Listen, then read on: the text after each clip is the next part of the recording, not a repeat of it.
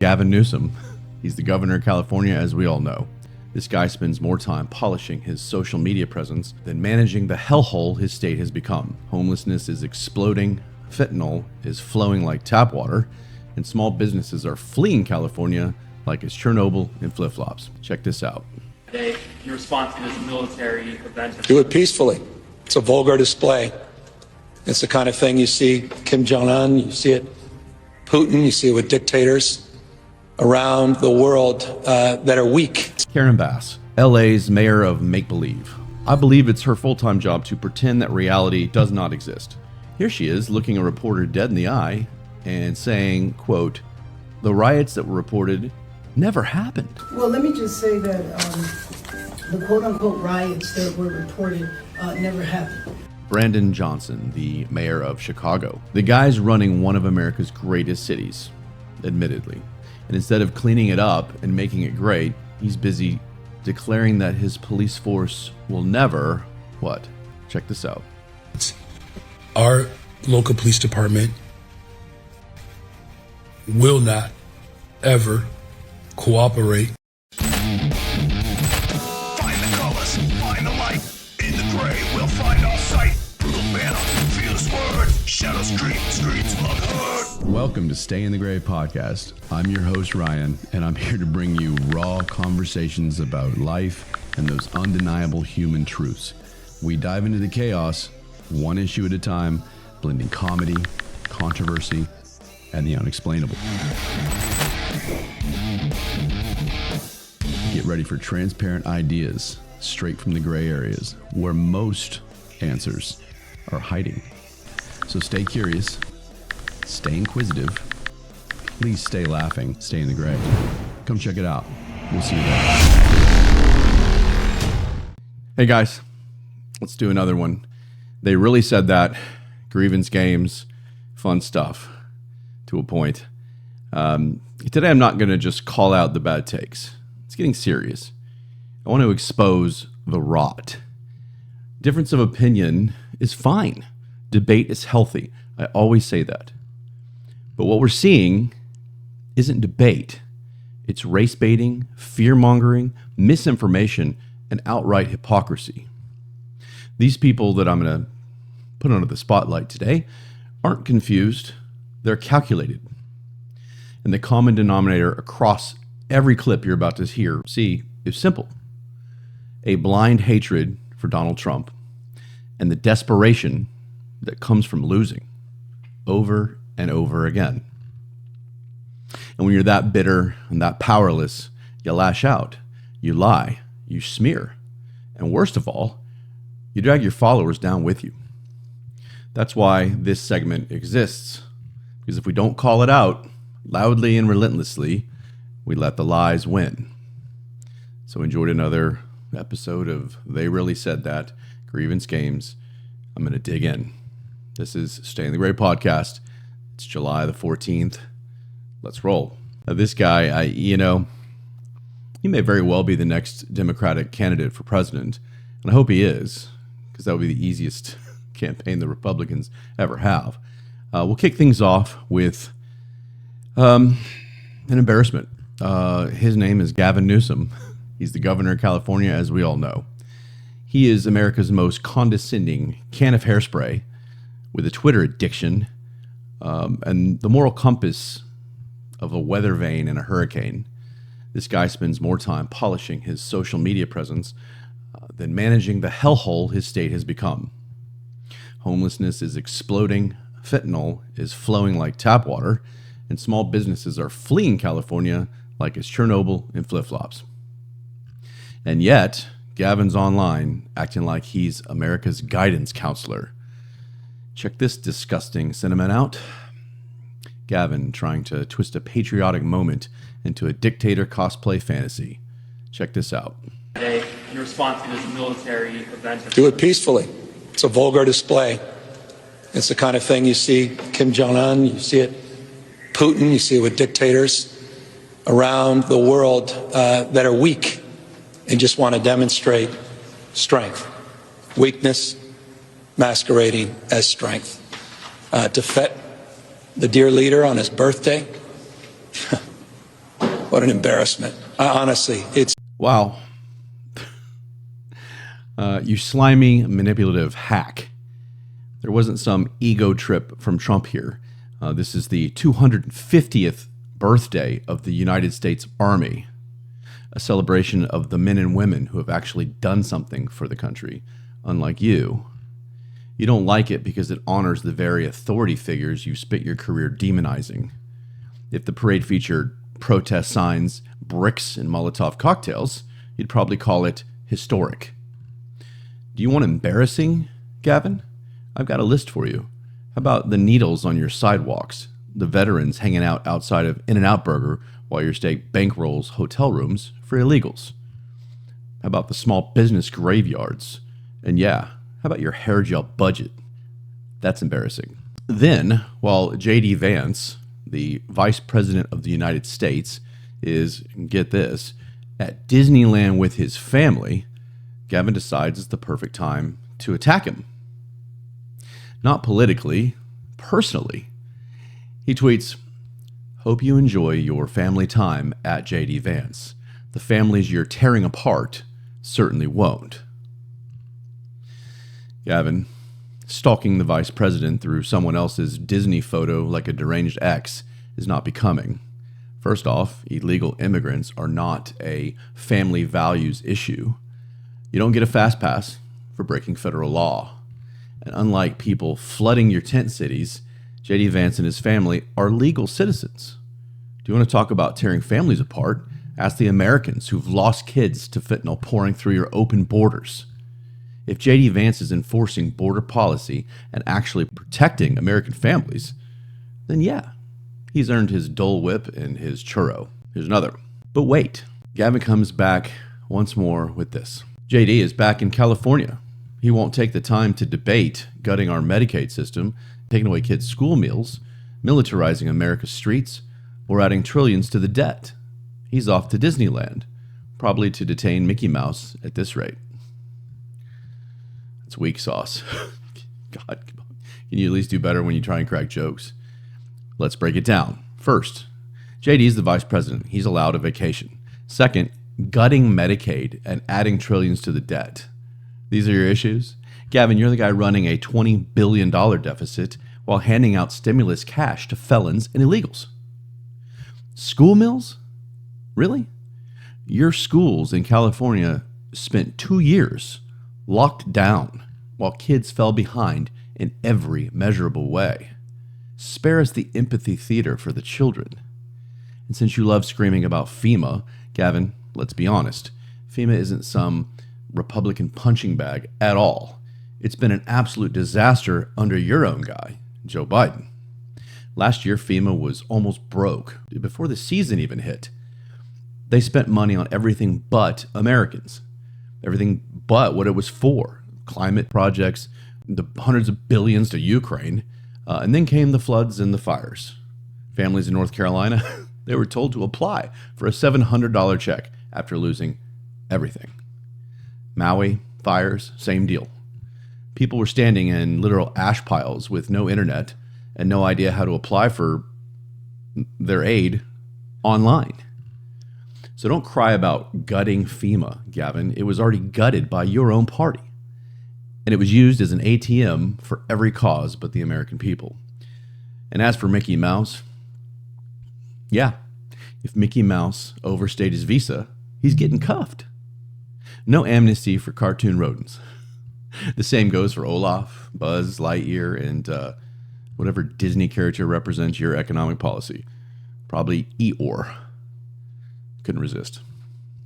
Meanwhile, California looks less like a functioning state and more like a burnt-out escape room designed by Antifa. Tent cities on the beach, open-air drug dens, and mobs looting Nordstrom in broad daylight. And this guy's worried about who's taking selfies with Cinderella. I will move on. Gavin Newsom disgusts me, and I hope, Gavin, I'm looking at you, I hope you run for president. JD or whoever it is will mop the floor with you. You are a disgrace. I feel bad for the people in your state. Let's move on to one of his little ass kissers. In fact, let's go to Harry Sisson. Most of you don't know that name, and rightfully so. He's a paid pundit for the Democratic Party on social media. He's a 22-year-old political cosplayer with the IQ of a ring light. This kid is not a pundit per se. If you think about it, he's more of a mouthpiece. He's a White House intern fantasy come to life. He gets paid, literally gets paid, to repeat talking points like a wind-up Build-A-Biden doll. And now here he is weighing in on the 2028 election like he's on the DNC board. Look at this. If Gavin Newsom ran against J.D. Vance in 2028, Newsom would clobber him. It wouldn't even be close. We'd be looking at Obama-like numbers. Sorry. I don't even need to read it. I had to pause. When I first read this, I laughed so hard I started wheezing like Kamala answering a question on policy. Let's break this down. You're telling me, Harry, that Gavin Newsom, the hair gel panic merchant, presiding over the most dysfunctional state in America, would clobber a Marine Corps veteran, Yale law grad, a best-selling author, vice president of the United States right now, and one of the few men in D.C. with a backbone, versus a guy who couldn't lead a tour group through a parking lot in and out without triggering a riot. And J.D. Vance has something Newsom's never had, functional moral compass. He married a legal immigrant, serves the people who elected him, and doesn't spend his evenings quote tweeting Disneyland selfies. I'll show mercy, and I won't bring up your infidelity issues beyond what I just did. Those issues are fine when liberals partake. We don't hear much about those. Also, Obama-like numbers? Do you realize Gavin has the charisma of a fax machine and the approval rating of a colonoscopy? His numbers are what shows up when you Google, why is everybody leaving California? But maybe Harry's not worried about facts. He's got his own issues. Before he lectures anybody on morality, let's talk about the 11 women and one domestic abuse survivor who came forward claiming Sisen manipulated them over Snapchat, persuading them that they were exclusive, then ghosting them and boasting that he respected them for more than their bodies while collecting intimate photos.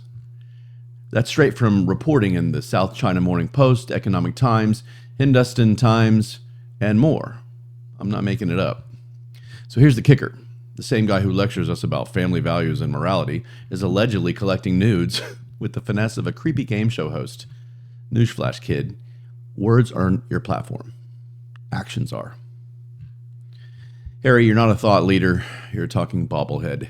Clean up your DMs before predicting anything, much less the next president of the United States. Enough for Harry. I gave him enough clout for one day. Let's go south from Gavin Newsom. Let's go to Karen Bass, LA's mayor of make-believe. I believe it's her full-time job to pretend that reality does not exist. This woman must walk through life with a blindfold and earplugs because what she says has zero connection to what the rest of us see or hear or anything. Here she is looking a reporter dead in the eye and saying, quote, "The riots that were reported never happened."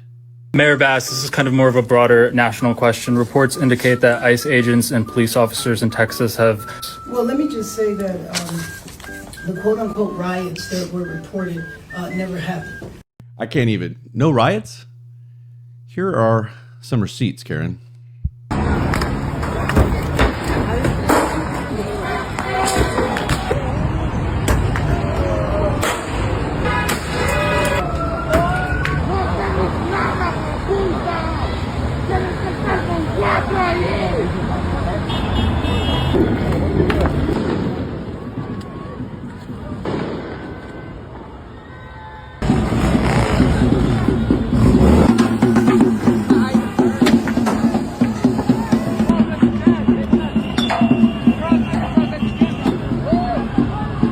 Ma'am, your city looked like a war zone. Storefronts on fire, cops ducking bottles, entire blocks trashed. And you're saying that it never happened? I watched your city burn in real time. It looked like a riot, it sounded like a riot, And it felt like one, because it was. Karen, I've seen Netflix reenactments that were more grounded in reality than you. There were bricks flying and fires blazing. I just go on and on. Businesses destroyed. And you're out here talking like it was a candlelight vigil. Point made. But let's stay with Karen for one more asinine clip. Here's something I saw the other day in a still shot picture. And just when I thought maybe her delusion had peaked, she doubles down. This cannot be real. Check this out. We also want to disseminate information on city services and assistance programs for families that are impacted by federal enforcement actions. I only needed to give you that much.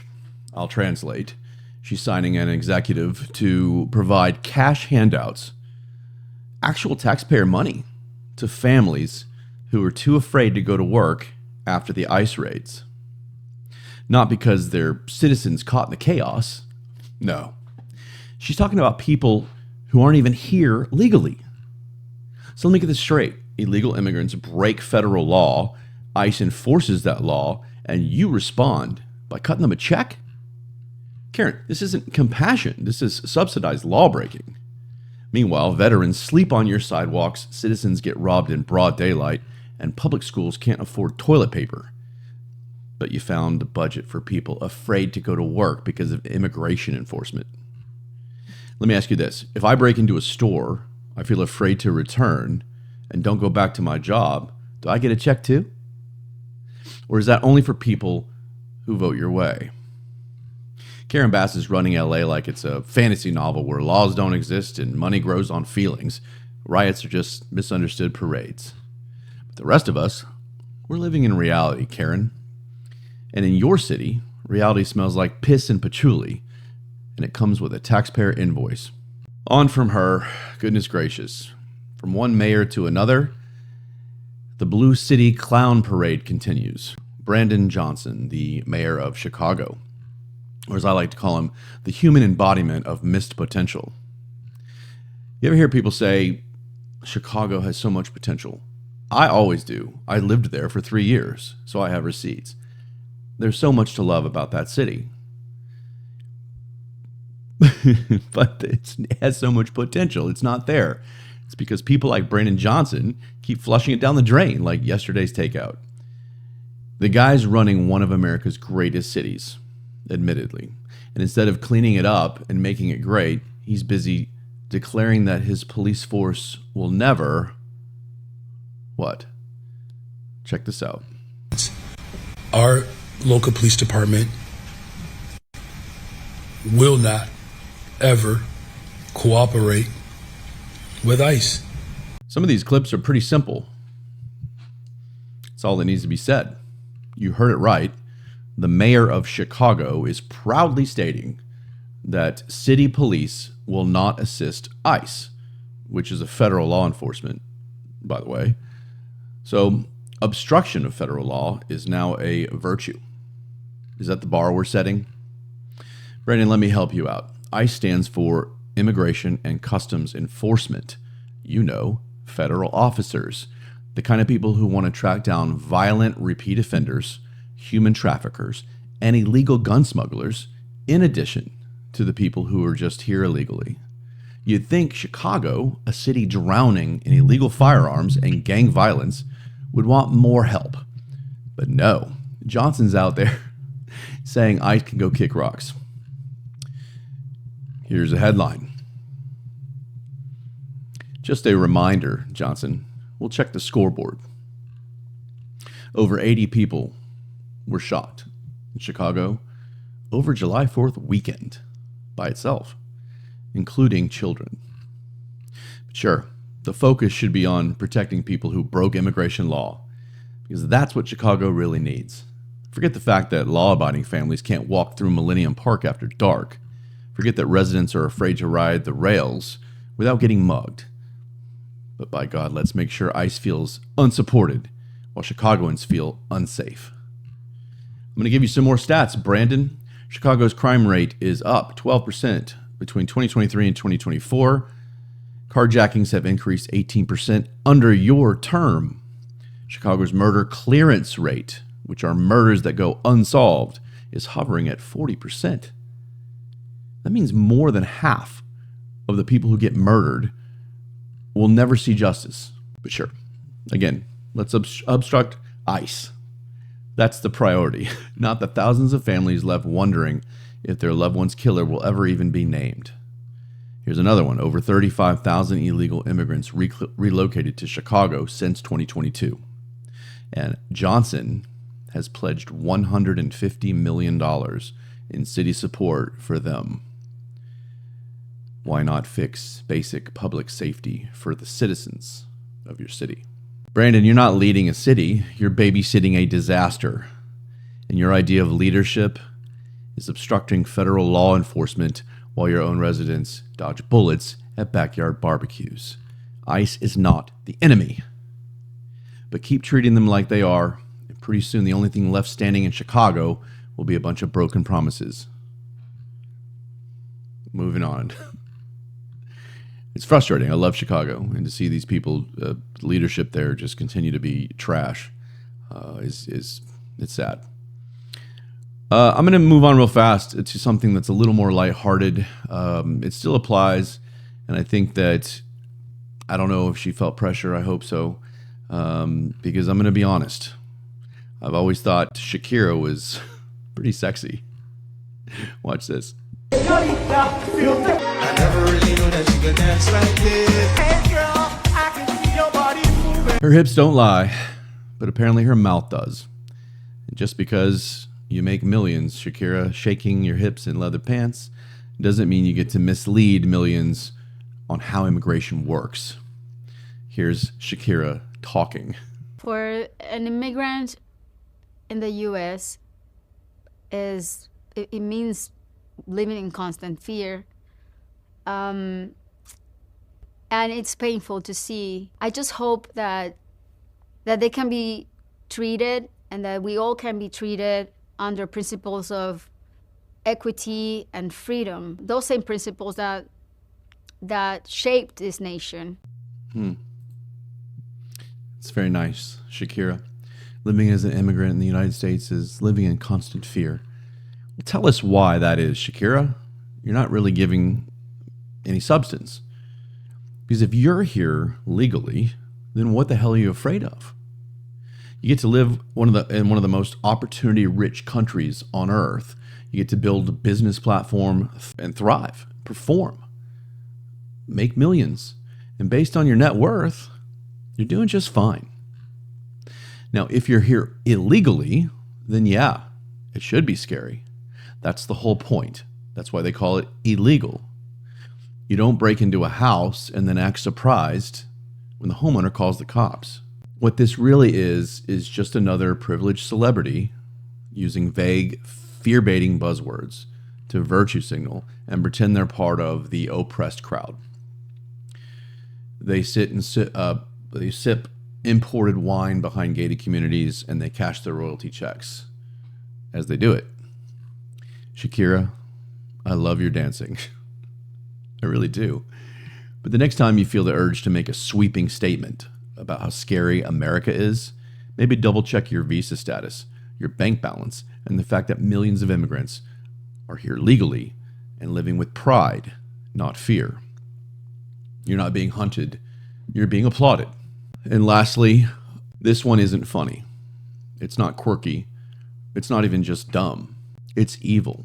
Look at this. Here she is, Christina Popst. I don't know how to say her name. I don't give a shit. Smiling like a PTA mom who just brought gluten-free cookies to school board, while literally tweeting that children, MAGA voters, and their pets deserve to drown. This isn't satire. This is real.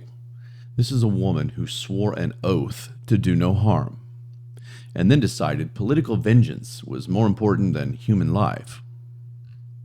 She tweeted, "May all the visitors, children, and non-MAGA voters and pets be safe and dry."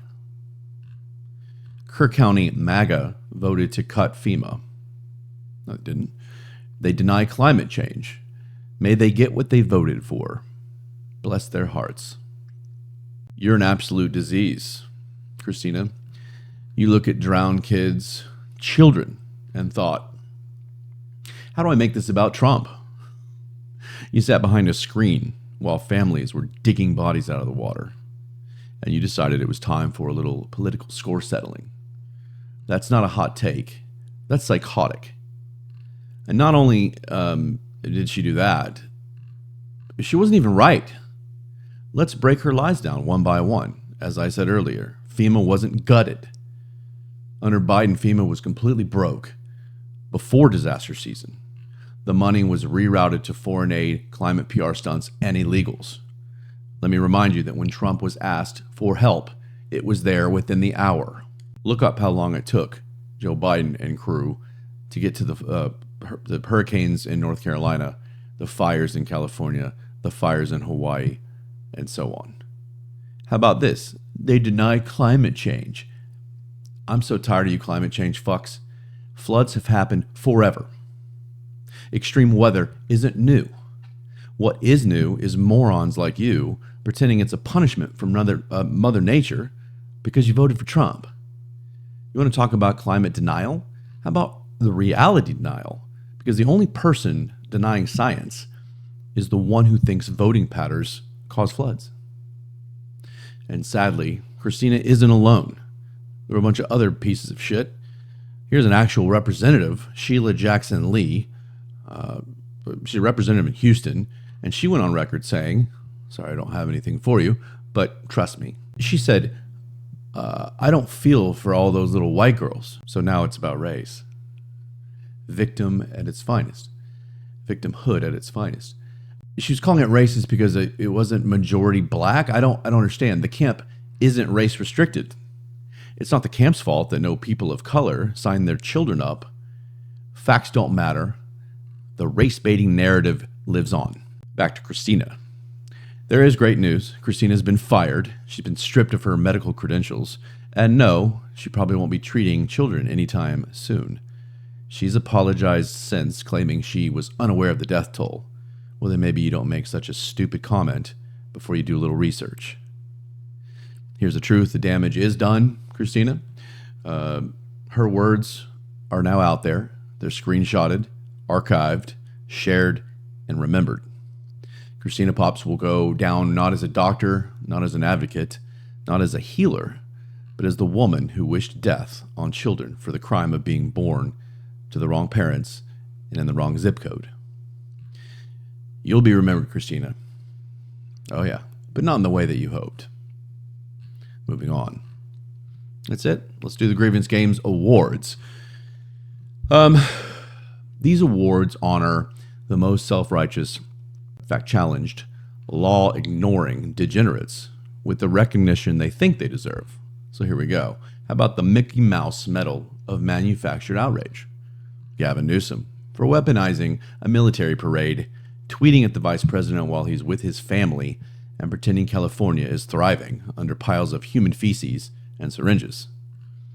How about the participation ribbon in political fan fiction? The winner there is Harry Sisson, for predicting that Newsom will clobber J.D. Vance in 2028 while dodging accusations, ignoring facts, and mistaking Twitter clout for electoral strategy. How about the Ice Block Trophy for legal obstruction? That winner is, of course, Karen Bass, for denying riots, lying to reporters, and cutting checks to people in the country illegally while her own city crumbles under homelessness and crime.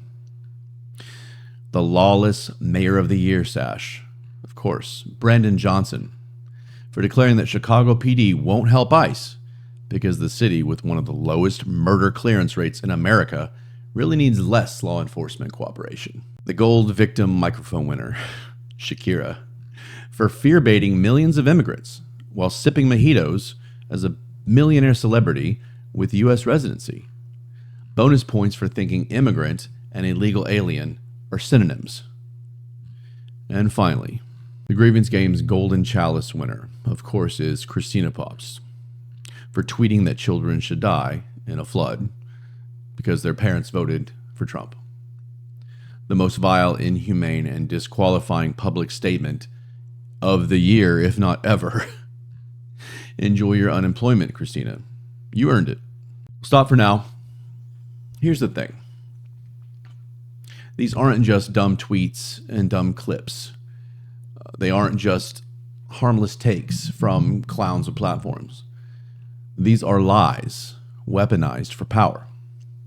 The worst part, the like-minded sheep hear them, and they run with them.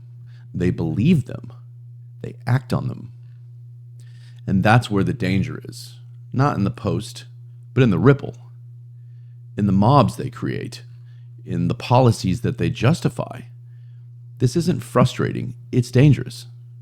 And if we don't call it out loudly and relentlessly, it spreads. Fortunately, it seems to be harnessed a bit. They are the vast minority at this point. They're just the loudest and most annoying. So we'll stay sharp and we'll stay in the gray as much as we can. You should join me there, by the way. It's awesome. Like and subscribe, follow, all the good stuff. I appreciate everybody that's joining me on this journey. And I already have a lineup for the next. They really said that. I'm trying to keep up. But I hope everybody has a wonderful day and a wonderful week. And I'll see you next time. Love you guys.